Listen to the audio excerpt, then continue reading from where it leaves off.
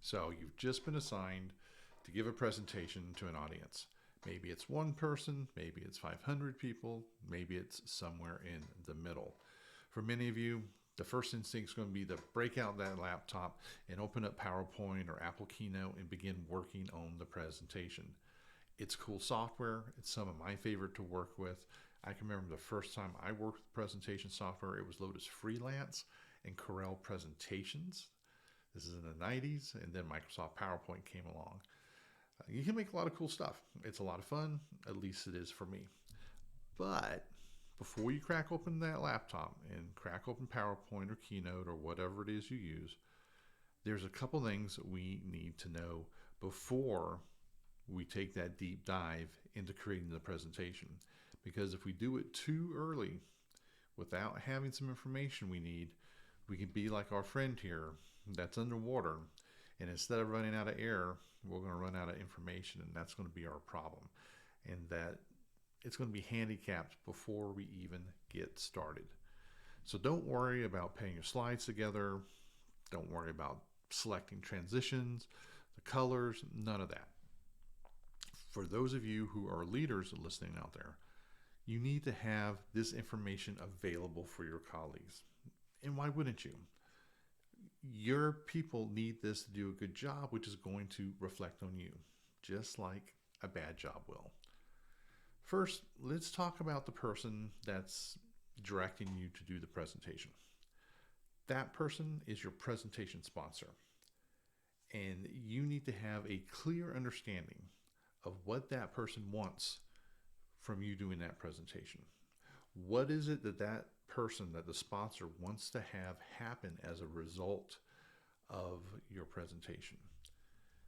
The second piece that you need to know is, what does your audience want, or what are they expecting from the same presentation? Now, if they are aligned with each other, with what the sponsor wants the audience to get and understand is one and the same or closely related, that's awesome. You're clear to move on to that next step in creating your presentation, though it's not going to be opening up PowerPoint or Keynote yet.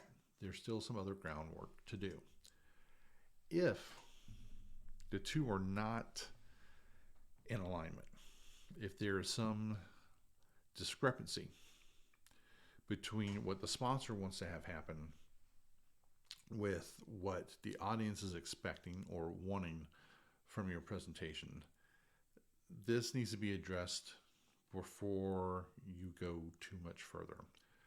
And a huge factor that's going to influence having this successful presentation with the outcome that you want is going to be defined by the relationship between the sponsor and the audience.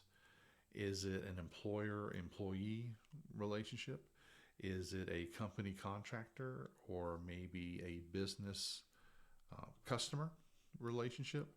These are factors that's going to be important to understand, because really the goal of doing a presentation like this is to bridge the interest of the different parties involved and to facilitate collaboration between them.